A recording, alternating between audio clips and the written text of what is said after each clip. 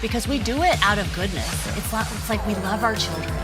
So we think, oh, let me give them these things. Maybe I didn't have these things, so I want my children to have these things.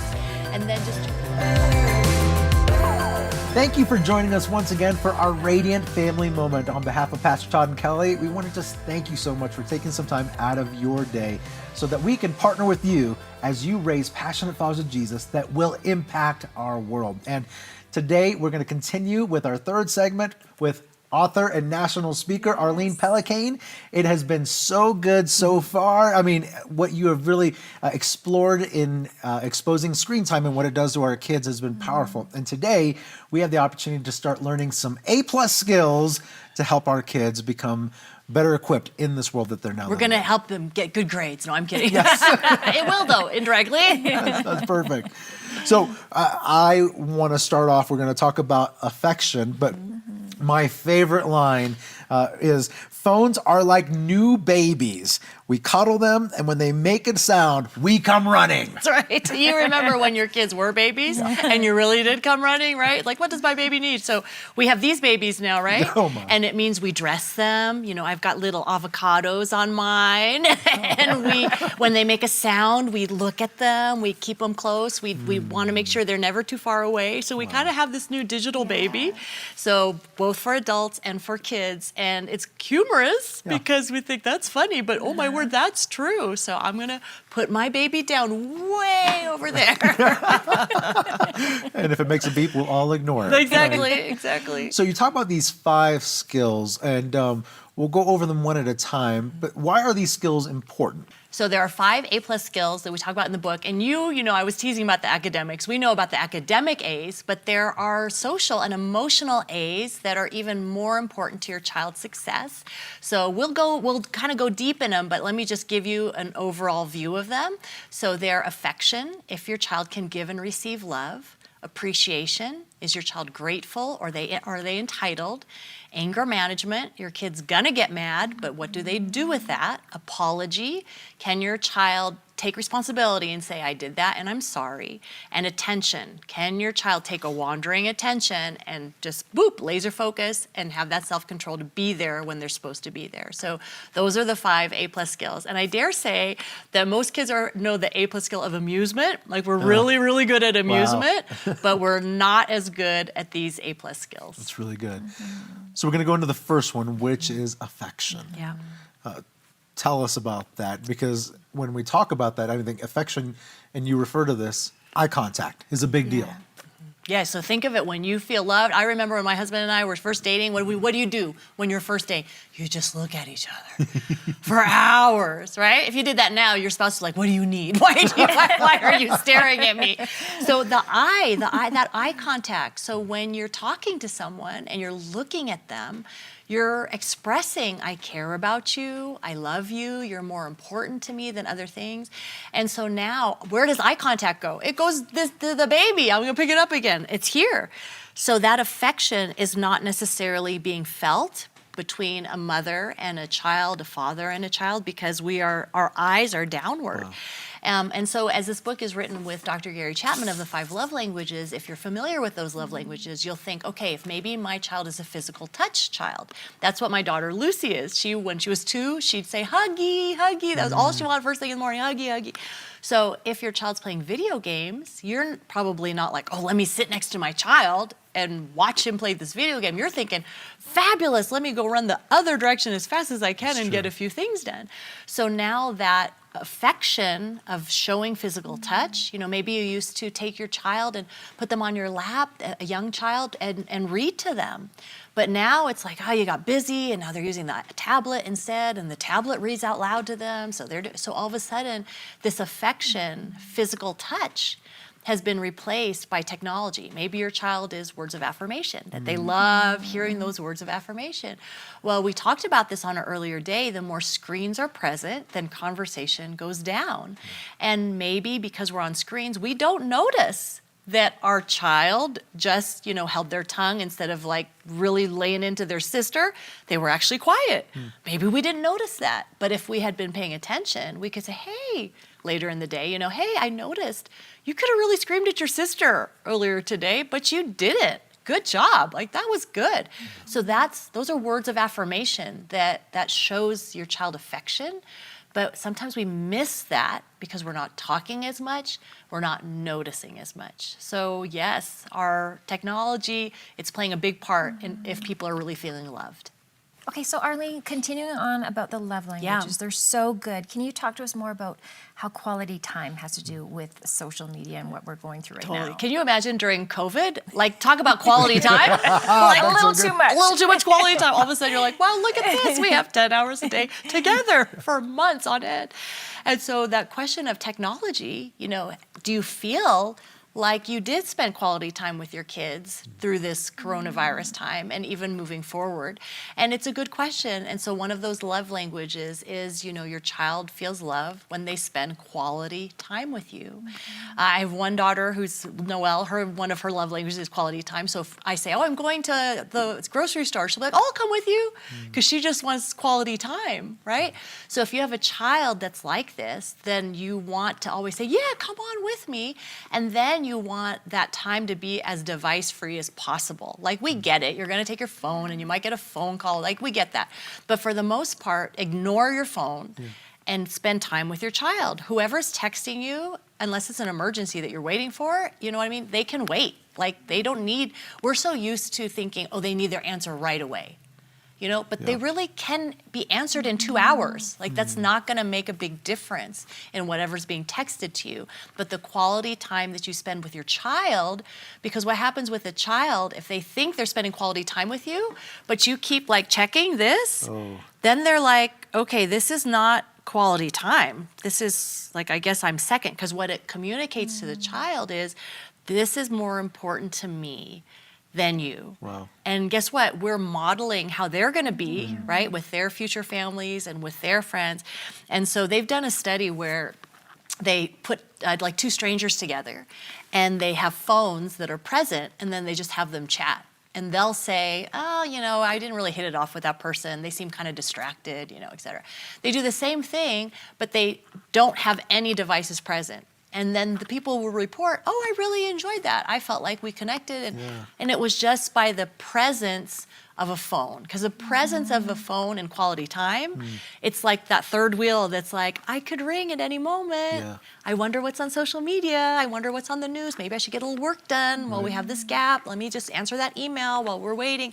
And the quality time then is sacrificed. So that's a biggie. Acts of service is another form of love languages, and your child might love it when you do something for them. And so for this kind of child, it might be, fixing a bicycle, or, fixing something that they need, or cooking their favorite meal. And so think of, how can I show affection to this child? And then one that's always popular is gifts, the love language of gifts. And so people think, well, technology then. So should I give my child a phone, Great an question. iPad, a video game, because their love language is gifts? So maybe I should give in to them and give them a gift. And you just have to kind of peel that back and say, just because their love language is gifts, you can go get them a puppy. You don't have to get a device. And so you really do have to fast forward. If I give my child this gift because they're asking for it, whether it's a tablet, video game, etc., you just have to move that forward. 3 months from now, 6 months from now, 1 year from now, am I really going to be happy that I gave that? Was my child ready for that gift? That's good. Were they mature enough to handle the gift? People will ask all the time, right, about the smartphone. Oh, yeah. So if you find that your child is not really responsible with their chores, they're not walking the dog, they don't do their homework without being asked, they don't clean their bathroom, what makes you think? Because they'll say, Mom, if you get me the phone, Dad, if you get me the phone, I'll do everything you tell me to do. Yes. I'll do it. It's like, okay, no track record, buddy. So you need a track record of responsibility before you give these kinds of gifts. You need age. My daughter is 11. She doesn't have a phone, and she'll joke this thing is really expensive. I'd probably lose it. I'm kind of glad I don't have one. And we joke about that. But these are expensive gifts. we are putting in the hands of our children. And it's okay to be like, honey, I'm going to get you a t-shirt. I'm giving you a different gift because this gift is way too expensive and it's not healthy for you. So don't give your child technology just because you think, what's their love language? It's Well, I the love gift. how in the book you talk about too, it doesn't have to be buying something all the time, like, hey, you're whiny, here's a gift, anything like that. But it could be something homemade. Yeah. It could even just be the way you wrap it, how you guys talk about here, how it makes that child feel special. Yes. So I love those. Yes, it's the thought like I was thinking of you, Yeah. and that's the gift. I was thinking of you, and I picked this flower. I was thinking of Yes. you, and I wrapped it fancy, and that speaks to them. That's really So good. good. Okay, so let's talk about the next one, which is appreciation, Yes. which may be considered a lost art. Yes, exactly. It's please and thank you. Gratitude. Right? It's like what you want to teach all your kids, please and thank you. So it's the idea, is your child, if you have a grateful child, think of just that, how does that child live? It's like they're in school and they're grateful that they have a teacher and they have an education. You know, there was a story that I put in the book about someone who went to Africa and he thought, okay, I'm talking to these kids from Africa. What's a common thread I could talk about? So he said, I'll talk about how they all hate homework and hate school because every child hates homework and hates school. And to his amazement, he's like, these kids don't hate homework or school. They think I get to go to school, right? And American children many times think, I got to go to school. I have to do this.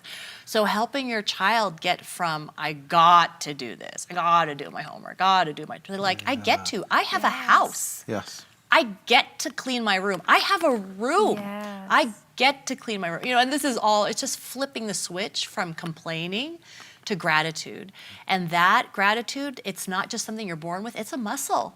And it's strengthened when it's used, and it atrophies when it just kind of lays dormant. And so for young kids, you want to be saying, oh, well, say thank you. Like you're telling them, you're priming them. You're at a restaurant, you get to practice. Say thank you to the server. You know, you're in kids' church. Say thank you to Pastor Manny. Say thank you to Miss Carmel. Those are really good ways to help your child be grateful, not just expecting, well, they come to church. Is that all you got? That was so boring. That wasn't exciting at all. Because that's what we're seeing, this entitlement of this didn't thrill me, this didn't excite me, don't you have anything better? And why are kids like this? It's because when they're on a device, the device is like it bows to them. Wow. So the device says, oh, you don't like this video? Don't worry, I got 100 more I can show you. Oh, you're bored? Right, exactly at this moment, I can fix that. Everything is instant and they have choice. And so a child grows up thinking, I can choose whatever I want and I can have it right now. And they go out in life and they feel entitled. Like, why do I have to do that homework? That's way too hard. Like, that's ridiculous. That's an unrealistic expectation. I'm not gonna do it, you know.